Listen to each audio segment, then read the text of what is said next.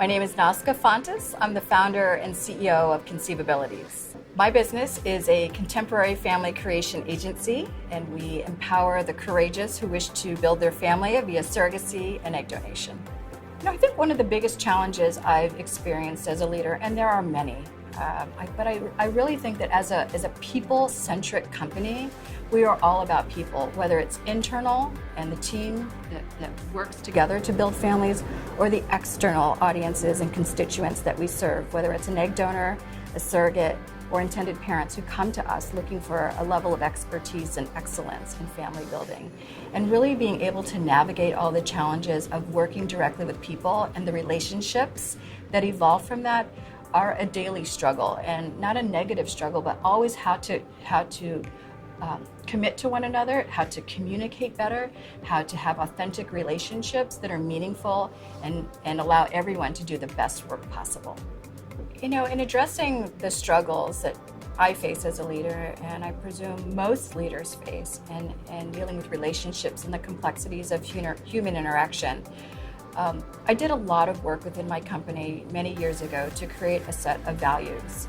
And there were core values to really live by. And one of the struggles, I think, of any organization that seeks to determine their why and their purpose, and to identify what those core values are that make a successful company and a successful team.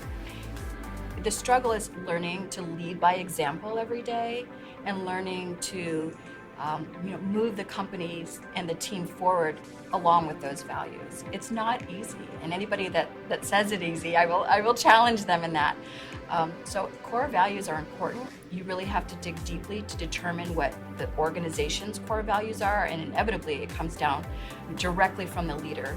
And so I really had to think about what was so important and vital, and what was just my essence of a person and as a leader, and make sure that I communicated that effectively to the team, led by example, and always acknowledge the times when I fell down living core values. And I do that all the time, but it's always getting right back up, acknowledging where the failure or the trip up was, and learning to do it better next time around. And it's a constant evolution, but as long as you acknowledge some of the small failures every day, that's growth.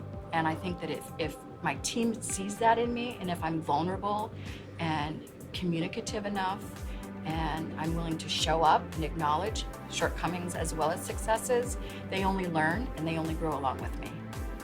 One of the best pieces of business advice I got a long, long time ago. I tend to be a pretty competitive lady by nature, and I was always worried about competition, or not achieving my level of excellence that I set for myself and the expectations I set for myself. A mentor from long ago once said to me, "You have to be Zen. You have to just focus on your work, know that you're doing the best job possible, and the rest will follow."